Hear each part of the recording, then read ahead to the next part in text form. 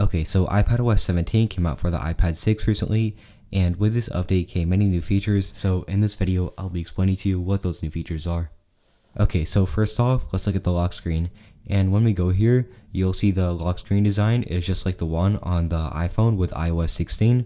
So when you hold on it, you'll see that you can create multiple wallpapers, but you can only set one at a time. And there's actually now a much larger selection of wallpapers, so when I press on the plus icon, and it is lagging a lot right now because it's on iPadOS 17 beta, but you'll see that there's a whole new selection of different wallpapers. And if we exit out of here, then press on customize, you'll see that all the widgets got moved to the left side of the screen. And also when you tap on this time here, you'll see that you can select the boldness of the font, and that is basically it for the lock screen.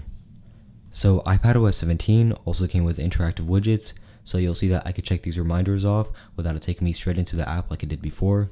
And iPadOS 17 also brought two new apps, which are called Health and Journal. The first one is already on the iPhone and iPod Touch, and it's basically just a health app. It's really no different from the one that's already available on the iPhone, but also there's a new app called Journal. And this app isn't out yet, but basically it allows you to store some of your past memories and some of your photos. So within settings, there are also new features in Safari. So if you go into the app and into the Safari section, then down to here, you'll see there's a new option for profiles. And it basically says here, profiles help keep your Safari info separate, like favorites, history, and tabs. And you'll see that I've already made two profiles, one for work and one for home. And this is basically what creating a profile looks like.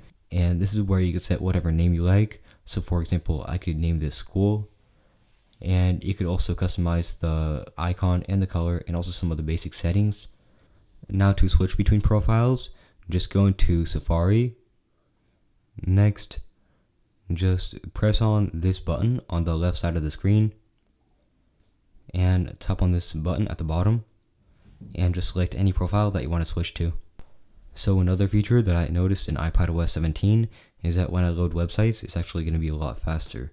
And this might not be true for all people, but it definitely is for me. Now we still do have a few other features and settings to cover. First off, if you go into accessibility and then scroll down to here and just tap on assistive access, and it'll say here, assistive access provides an alternative iOS experience. Essential apps have been redesigned to be larger, share the same style, and have fewer features. So in summary, this feature is going to make it a lot easier to use the iOS operating system, and just in case if you don't know how to use it very well.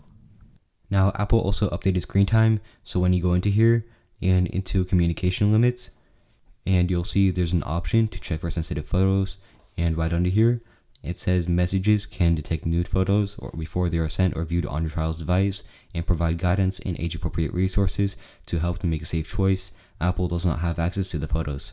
So in summary, this option basically prevents children from seeing inappropriate photos. Now the last settings feature doesn't actually work yet in iPadOS 17 beta, but basically when you go into the music section, there's going to be a new option for crossfade, but when you enable it, it'll just crash the settings app and you can no longer go into the music section until the update is released. Now another feature I'll be talking about in the music app is the collaborative playlist. Basically you have the option to collaborate with people, and whoever you collaborate with, they can remove or add whatever songs they like. So the Messages app actually got a whole new update with a ton of new features. First off, you can actually swipe right on a message to reply to it. And also the autocorrect and the dictation has been improved. And something you should know is that this button no longer records your audio, and instead it just records the text that you're saying. And if you want to record your audio instead, just tap on this plus button and you'll see there's an option to record your audio. And you also might notice that all the other stickers got moved here, and there's a new option for stickers. And when you press on it, you could create one by pressing on new sticker, and you could just select whatever photo you like. And Apple now also gives you the option to use an emoji as a sticker.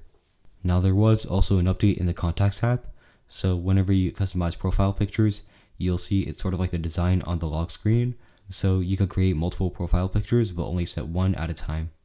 So people also expected for Apple to add a whole new redesigned control center, and unfortunately the only new feature is just this new AirPlay button, and besides that nothing else is new here, but you can expect Apple to redesign the control center sometime soon.